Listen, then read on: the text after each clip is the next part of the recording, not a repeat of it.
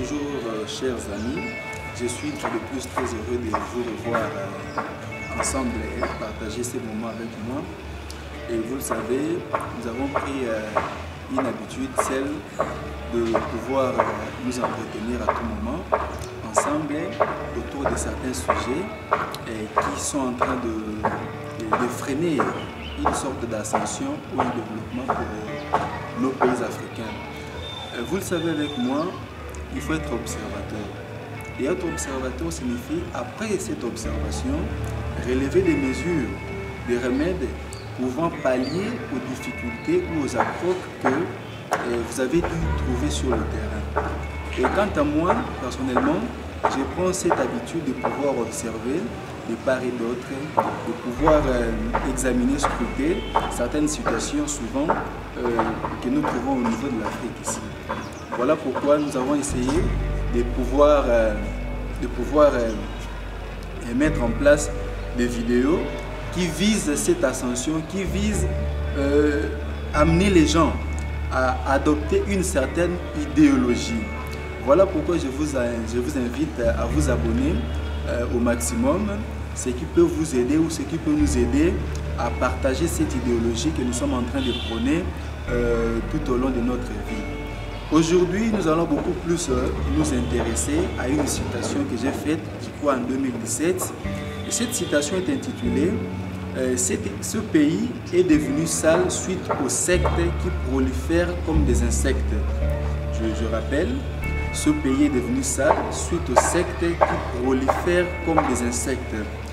L'auteur de cette citation est la même personne qui présente cette vidéo, donc c'est bien moi. Bon, et nous avons voulu, en écrivant ceci, réunir toutes les formes de philosophie, c'est-à-dire d'un côté, il y a cette idéologie de plus en plus regaillardie. De l'autre côté, il y a également cet aspect des rhétoriques où on essaie un peu de versifier avec des mots, des répétitions, on essaie un peu de rimer, quelque chose de comme ça. Alors, j'ai utilisé une sorte de rime ici. Je vois ce pays est devenu sale suite aux sectes qui prolifèrent comme des insectes. D'abord, pour aider à paraphraser exactement le fond de cette citation, je vais essayer un peu de mettre en exergue certains mots. Je vois ici secte, je vois le verbe proliférer et je vois des insectes. Et puis nous allons réunir pour avoir une explication ou une idée générale.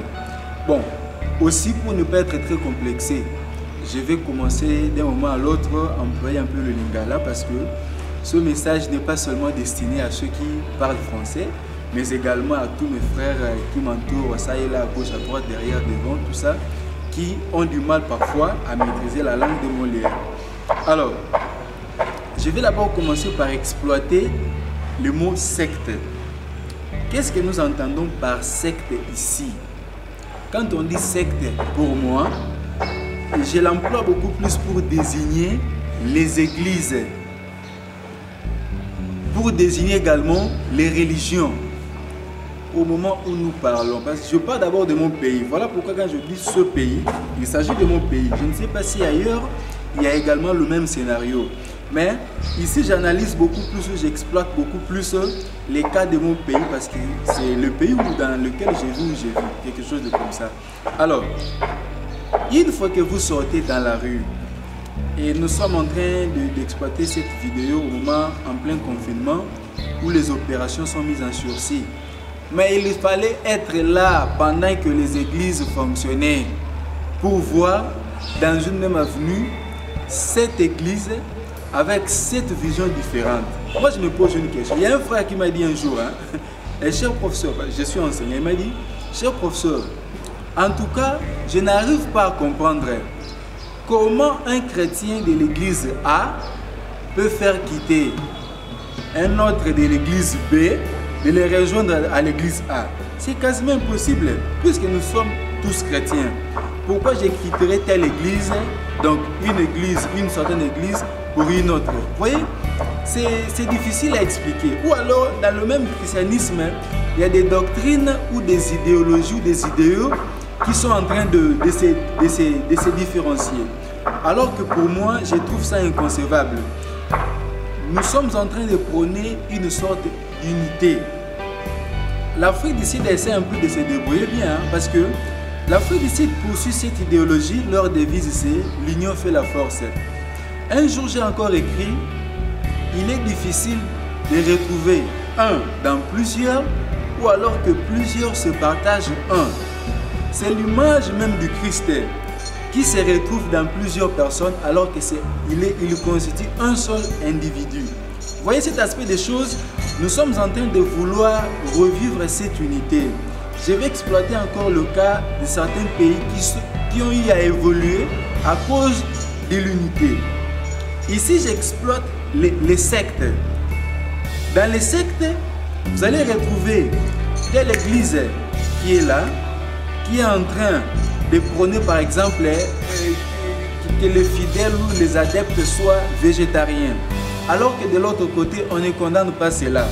Il y a une église encore qui se méfie, qui répugne la politique. Nous ne pouvons pas nous lancer dans la démarche politique. Et bien qu'ils gèrent le pays eux-mêmes comme ils pensent. Alors que les mauvaises décisions viendront encore impacter les mêmes personnes. Imaginez quelque chose de comme ça.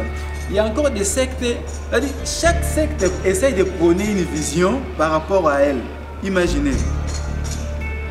À part ça, si nous devons considérer le fait que les sectes doivent prôner des idéologies bien distinctes, il faut encore analyser un autre fait.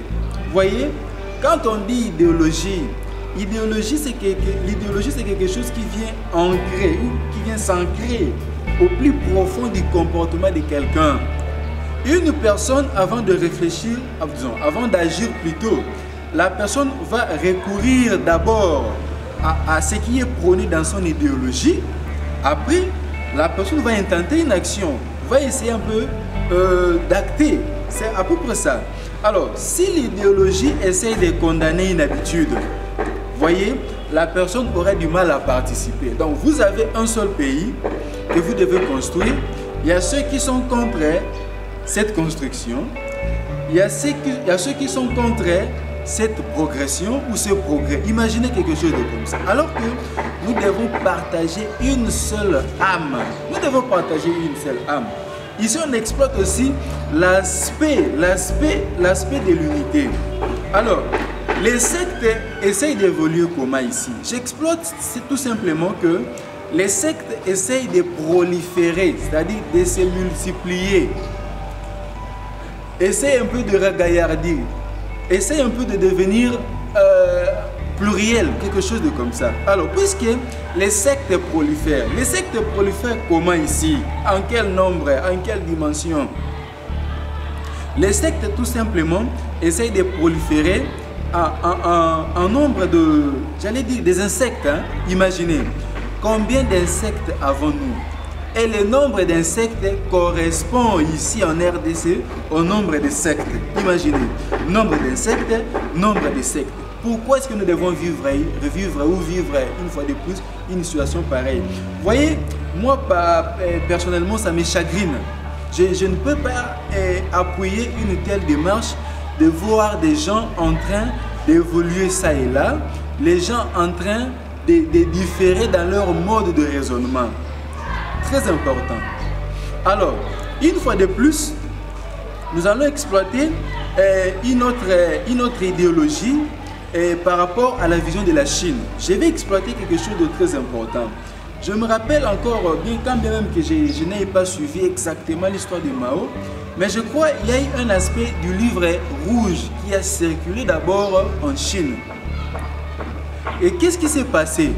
Avant que les Chinois ne se mettent en action ou en mouvement, qu'ils mettent leur sens du travail en marche, il y a eu le livre rouge qui a commencé par circuler. Ce livre avait poursuivi quel but ou quelle finalité? Ce livre avait pour mission de pouvoir transmettre l'idéologie d'un seul homme à tous les Chinois. Ils ont répété ce livre. Et pendant qu'ils lisaient ce livre, ils étaient en train de pouvoir adopter un seul esprit pour tous les Chinois qui se sont mis en marche. Et aujourd'hui, une telle démarche, par exemple, peut être condamnée par la démocratie. La démocratie pluraliste, quant à elle, prône le fait qu'il faut avoir plusieurs raisonnements, parfois les uns contredisant les autres. Imaginez quelque chose de comme ça. Quand nous avons un pays, il faut qu'il y ait... Nous devons agir. Nous ne voulons pas qu'il y ait... C'est comme à l'Assemblée, il y a ceux qui s'abstiennent. Pourquoi on doit s'abstenir alors que nous cherchons un seul esprit pour ériger ou construire ce pays? Imaginez quelque chose de comme ça. Voilà pourquoi, ici, je dois appeler tous les Congolais à pouvoir adopter un seul esprit. Je ne sais pas, ça sera l'idéologie qui va provenir de qui. Et puis, nous manquons justement des gens qui peuvent émettre des idéologies. Quelles sont les citations, quelles sont les pensées que nous avons de nos acteurs politiques? Que nous disent-ils au juste? Parce que la population est là, les gens sont là, les jeunes sont là. Ils veulent entendre quelque chose provenant des grands. Alors si les grands n'émettent absolument rien, alors nous allons hériter de quoi? Nous autres qui sommes ici. Nous allons hériter d'une philosophie qui nous vient d'ailleurs. On va hériter qui? Descartes. On va hériter qui? Napoléon. Nous allons hériter qui? Poutine. Obama. Qui? François Hollande. Nicolas Sarkozy. Nous voulons que l'élite congolaise puisse émettre des idées une fois de plus. C'est très important. Qu'ils viennent émettre des idées et nous allons adopter. Si ces idées seront jugées très bonnes, alors nous allons nous lancer dans une seule démarche qui va consister à suivre cela et ça va permettre à ce que ce pays puisse évoluer. Merci, je vous salue. Merci.